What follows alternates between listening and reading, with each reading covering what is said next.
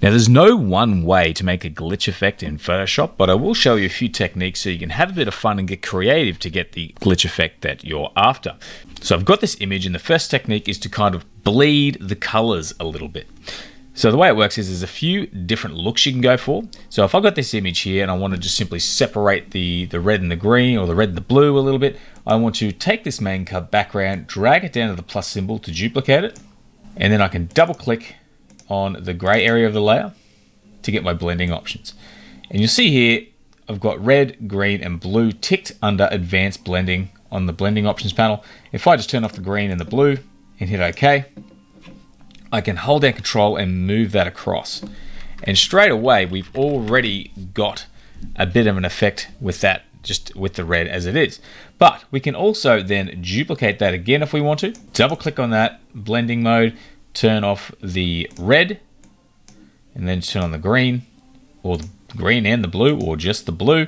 Let's turn on the green and the blue, and we can move that back over and get a different effect again. Or we can simply click and experiment to see what kind of color results we get. So we do get something like that, and if it's a bit extreme, you can simply move it across until it's back in place. You can make it more subtle if you want to, or you can even have one color right off to the side. So you can get that color blend effect pretty easily using a colored image. Another thing we can do is take an image like this and make it black and white. So I'm gonna hit Control-Shift-U to make it grayscale. And I'm then gonna duplicate the layer again and go through the same technique. And you get it looking pretty good on a black and white image. But there's also another option which I think is very cool as well. I'll take this AI art I produced in Midjourney, and this time what I'm actually going to do is I'm going to duplicate it first.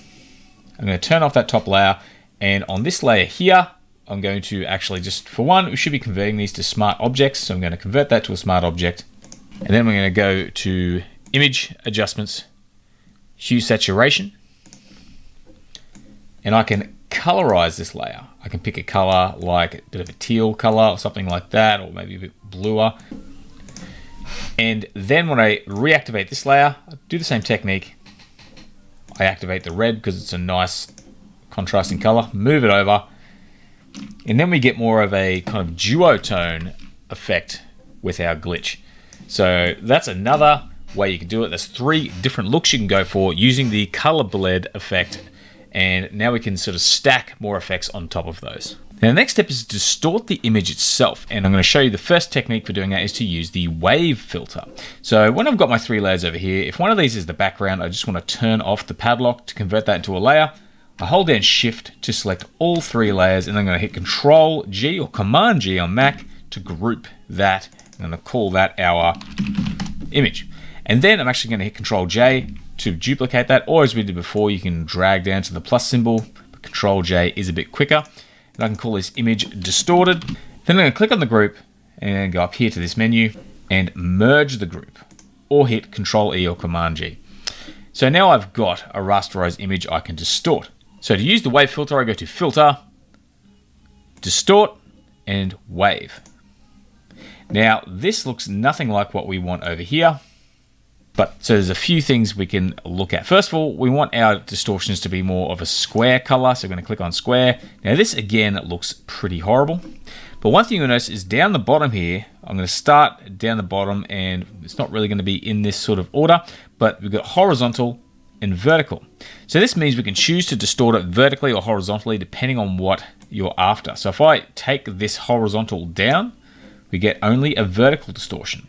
But for this image, we want to go horizontal, so we'll put the horizontal at 100%, and the vertical we're going to bring down, and we can adjust this later. So the vertical is down to 1% or nothing, basically. Now the number of generators here, the more you add, the more crazy it gets. You can put it to 1, or you can say about 3 or 2. Keep it nice and low, and then we can actually just play with these settings to see what kind of result we get. So we can move this up and down to change the variance of the effect. So if I keep this back here and crank that right up, they're pretty big distortions and more subtle. But if I bring this down, it tends to sort of make it a lot smaller and a lot more frequent. I'm going to keep it about here, and then the amplitude, we can play with that to see how far we want it to distort. And then of course we can play with this to make it a bit more subtle. Keep playing with these settings to get varying levels of distortion. Again, play with that wavelength, which is more the vertical length, and the amplitude is how far it distorts from left to right in this instance. Then I click OK. And now we have a nice distorted image, which looks pretty cool. Now by going to our AIR and changing the horizontal to 1 and and cranking up the vertical, we get another slightly different effect again. But this time around, we're going to get a little bit more artistic. I'm going to follow the same formula of grouping these layers, duplicating them, and converting it to an image.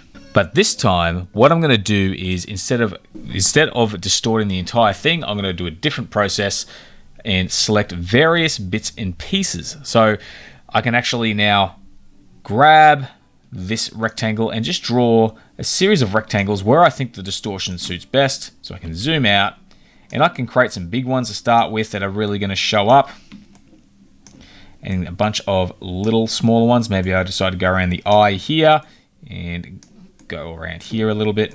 And what I can simply do is hold down Control.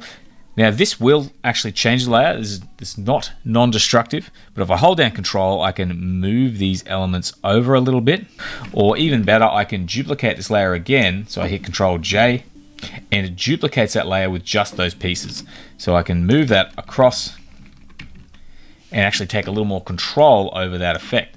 Now another thing I can do is I can now start to add more distortions to the color and the image at the same time. So I go back to our image layer.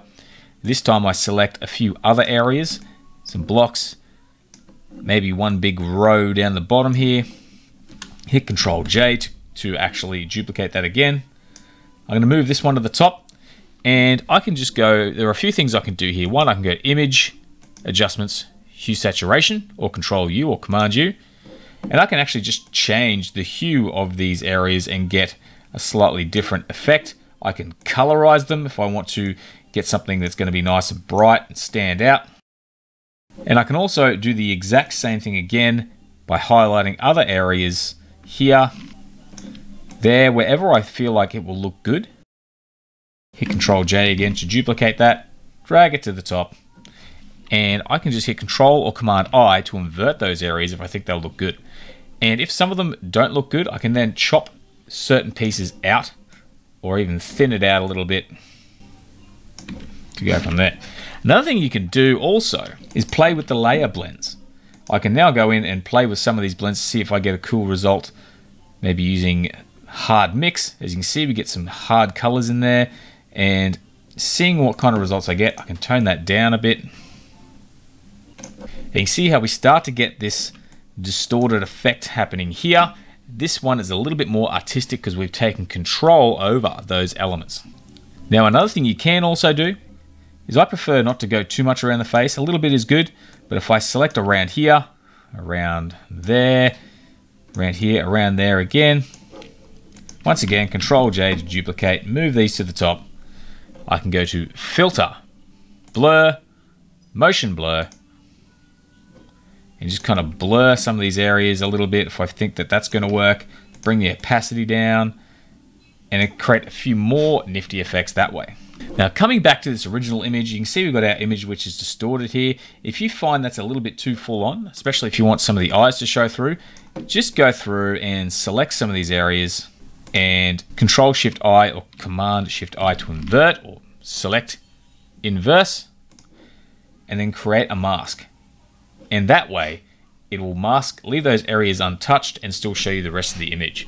Now you might find there's some blocks either side here. Again, I can just highlight these areas, go to my mask, and I'm just going to invert to turn those off. The next step is to import some screen elements to help bring that image to life. So I'm going to link to these elements down in the description below so we can get a good result. But if I have, like, for example, I have some VHS noise here. If I pop this in here, I can size it up.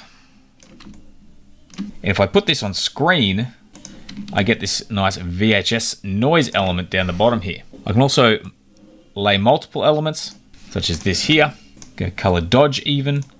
bring that opacity, just make it nice and subtle. And we've got a pretty cool looking glitch effect there. I'll come back over to this image, drop a few of those elements on top as well. Generally, you'll find the best elements have a black background with white artifacts, and that's when screen is generally going to be the best use of that element. But do also highlight these and mask them so that you can get your paintbrush using black and just kind of remove some of the noise if it interferes with the image.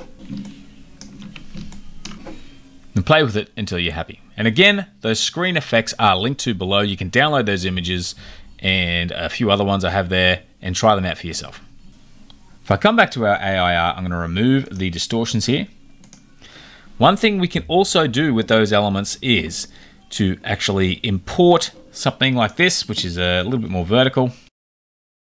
And what I'm going to do is I'm going to hit Control A or Command A, and I'm going to hit copy, so edit, copy, or Control C.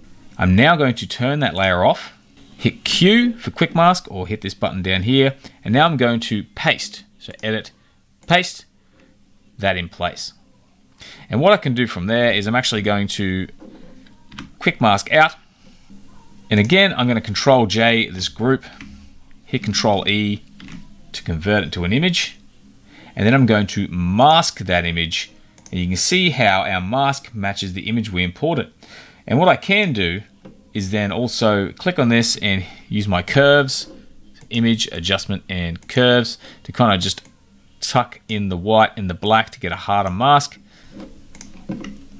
And now I can move these around as well and get a different kind of glitch effect with those. And again, I can also try some layer blends if I want it to have a bit of a nifty effect. So lighten or screen can have a nice effect, even color dodge, and you can get some different looking effects for your AI art images that are more custom and unique to what you're doing. Now I'll import some of those screen elements and overlay them again. And once again, we can go to that mask we just created. And if we feel like there's just too much noise around the face, paint out some of those areas, or even hit white to reintroduce them to certain places. Now the next thing I'm going to do is introduce a bit of a scan line effect. So what I'm actually going to do is I'm going to go up top here, create a new layer, and I'm going to hit gray. I want it to be about 50% gray. And I'm going to fill that with my paint bucket. I'm going to do filter, filter gallery. And you can see I've already got it turned on here, but essentially I want to go to halftone pattern. And you can choose a few different effects. So you can go dots, which I don't think suits this. Circle can have a pretty nifty effect. And I'll show you how that looks just for a second. So you can get a bit of a circular effect, but it sort of doesn't really suit this image. But if I change it over here to line, we get this line effect. And I like to crank up the contrast. I can also size it down if I want to keep it nice and thin. But if you bring the contrast down, you get more of a blurred effect, which also isn't too bad. But have a play and see what you think is going to look best. And experiment with this a little bit, hit OK, and you'll see you now get some lines down the page. Now I like to go down to this section here, either to overlay or even hard light, vivid light, and just see which one looks best. We'll try vivid light, bring the fill down, and I can see it looks a little bit, not quite what we're after. Pin light has a good effect. Let's try hard light or even overlay. And you see we get like a bit of a blurred halftone effect, but here is a really cool little technique you can add to sort of get something a little more interesting with that effect also. I take this layer, which has the scan lines on it, I double click, and now I have my blend if options down the bottom here. And because the background is nice and dark and we've got a lot of light in certain areas, if I drag this across, you'll notice how those scan lines disappear in certain areas of the image. But it's a little bit harsh. If I hold down Alt and click between these markers, I can now separate them and blend that in. So I can actually move this back and forth to introduce them very subtly.